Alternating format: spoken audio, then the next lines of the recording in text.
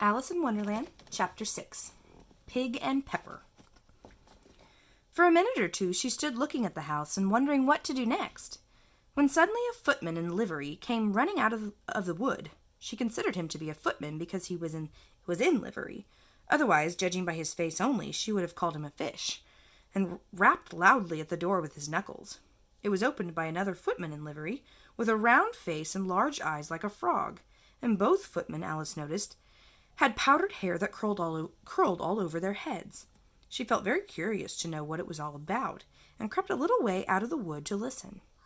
The fish footman began by producing from under his arm a great letter, nearly as large as himself, and this he handed over to the other, saying in a solemn tone, "For the Duchess, an invitation from the Queen to play croquet."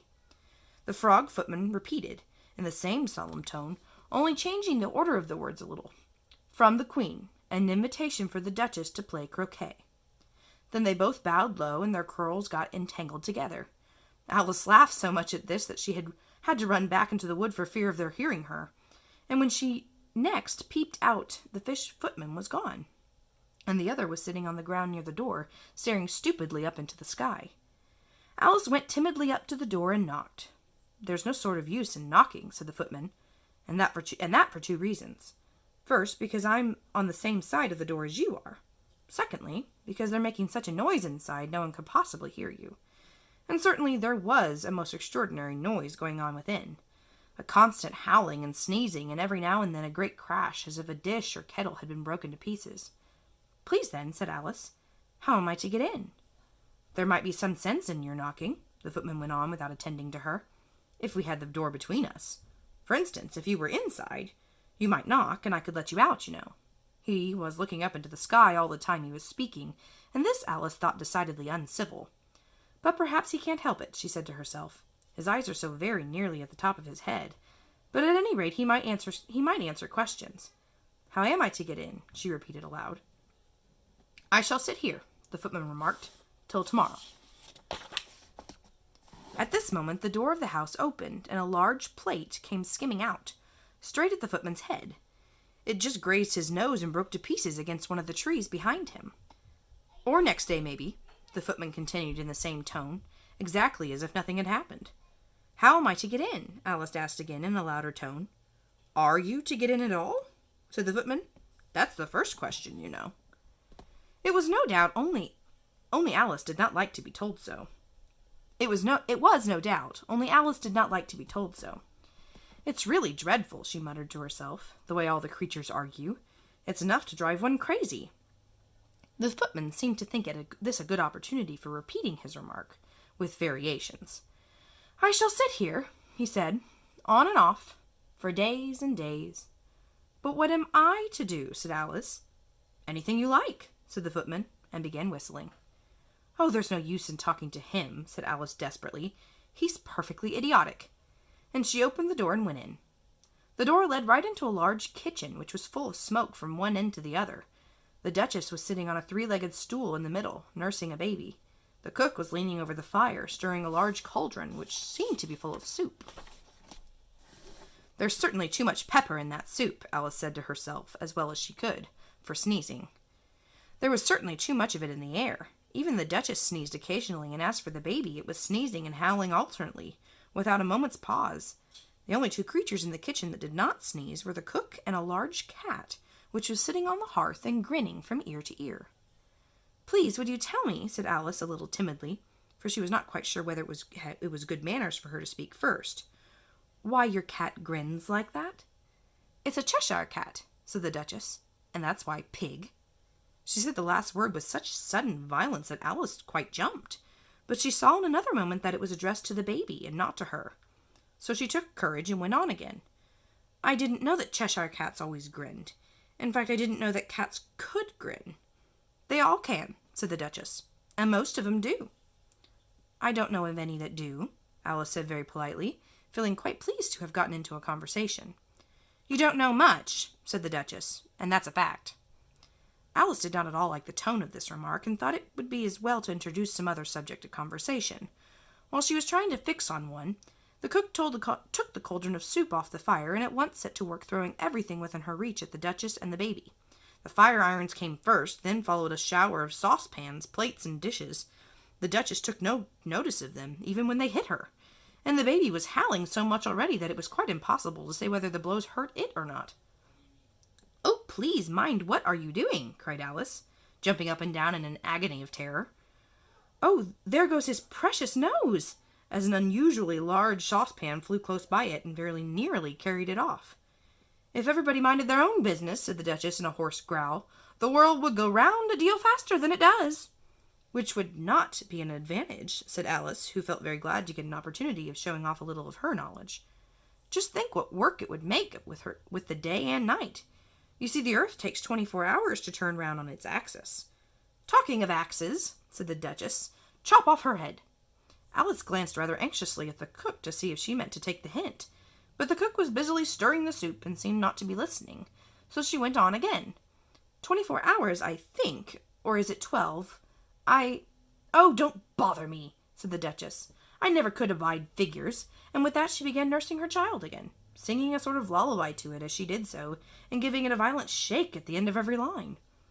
"Speak roughly to your little boy, and beat him when he sneezes. He only does it to annoy, because he knows it teases." The chorus, in which the cook and baby joined. "Wow, wow, wow." While the Duchess sang the second verse of the song, she kept tossing the baby violently up and down, and the poor little thing howled so that Alice could hardly hear the words. "I speak severely to my boy, I beat him when he sneezes, for he can thoroughly enjoy the pepper when he pleases." The chorus. "Wow, wow, wow." "Here, you may nurse it a bit if you like," said the Duchess to Alice, flinging the baby at her as she spoke. "I must go and get ready to play croquet with the Queen." And she hurried out of the room. The cook threw a frying pan after her as she went, but it just missed her. Alice caught the baby with some difficulty, as it was a queer-shaped little creature, and held out its arms and legs in all directions, just like a starfish, thought Alice. The poor little thing was snorting like a steam engine when she caught it, and kept doubling itself up and straightening itself out again, so that altogether, for the first minute or two, it was as much as she could do to hold it. As soon as she had made out the proper way of nursing it, which was to twist it up into a sort of knot, and then keep it tight hold of its right ear and left foot so as to prevent its undoing itself, she carried it out into the open air. "If I don't take this child away with me," thought Alice, "they're sure to kill it in a day or two. Wouldn't it be murder to leave it behind?" She said the last words out loud, and the little thing grunted in reply. It had left off sneezing by this time. "Don't grunt," said Alice. "That's not at all a proper way of expressing yourself." The baby grunted again, and Alice looked very anxiously into its face to see what was the matter with it. There could be no doubt that it had a very turn-up nose, much more like a snout than a real nose. Also, its eyes were getting extremely small for a baby. Altogether, Alice did not like the look of the thing at all. But perhaps it was only sobbing, she thought, and looked into its eyes again to see if there were any tears. No, there were no tears. "If you're going to turn into a pig, my dear," said Alice seriously, "I'll have nothing more to do with you. Mind now." The poor little thing sobbed again, or grunted, it was impossible to say which, and they went on for some while in silence. Alice was just beginning to think to herself, "Now what am I to do with this creature when I get it home?" when it grunted again so violently that she looked down into its face in some alarm. This time there could be no mistake about it. It was neither more nor less than a pig, and she felt that it would be quite absurd for her to carry it any further. So she set the little creature down and felt quite relieved to see it trot away quietly into the wood. If it had grown up, she said to herself, it would have been a dreadfully ugly child, but it makes a rather handsome pig, I think.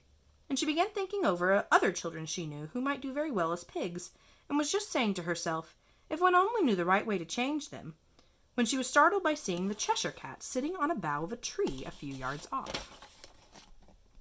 The cat only grinned when it saw Alice. It looked good-natured, she thought, still it had very long claws and a great many teeth, so she felt it ought to be treated with respect. "Cheshire Puss," she began rather timidly, as she did not at all know whether it would like the name. However, it only grinned a little wider. "Come, it's pleased so far," thought Alice, and she went on. "Would you tell me, please, which way I ought to walk from here?" "That depends a good deal on where you want to get to," said the cat. "I don't much care where," said Alice. "Then it doesn't matter which way you walk," said the cat. "So long as I get somewhere," Alice added. "Oh, you're sure to do that," said the cat, "if you only walk long enough." Alice felt that this could not be denied, so she tried another question. What sort of people live out here? In that direction, the cat said, waving its right paw around, lives a hatter. And in that direction, waving the other paw, lives a March hare. Visit either if you like. They're both mad. But I don't want to go among mad people, Alice remarked. Oh, you can't help that, said the cat. We're all mad here. I'm mad, you're mad. How do you know I'm mad? Said Alice. You must be, said the cat, or you wouldn't have come here. Alice didn't think that proved it at all. However, she went on. And how do you know that you're mad? To begin with, said the cat, a dog's not mad. You grant that? I suppose so, said Alice. Well, then, the cat went on, you see, a dog growls when it's angry and wags its tail when it's pleased. Now I growl when I'm pleased and wag my tail when I'm angry. Therefore I'm mad. I call it purring, not growling, said Alice. Call it what you like, said the cat. Do you play croquet with the Queen today? I should like it very much, said Alice, but I haven't been invited yet. You'll see me there, said the cat, and vanished. Alice was not much surprised at this. She was getting so well used to queer things happening.